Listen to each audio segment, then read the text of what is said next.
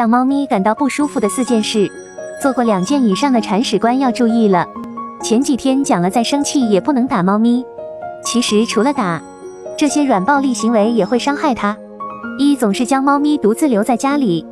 首先，猫咪打翻东西会发生危险。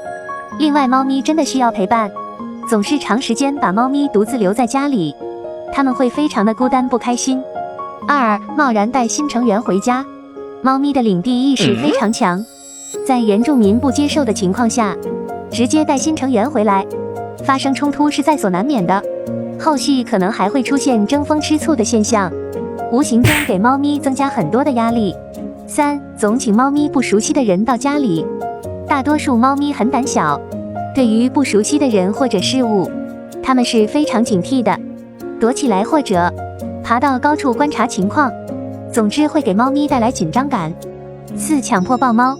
猫咪是一种非常有性格的小动物，好多猫不喜欢被人抱，对于它们来讲，这样会极大的降低安全感。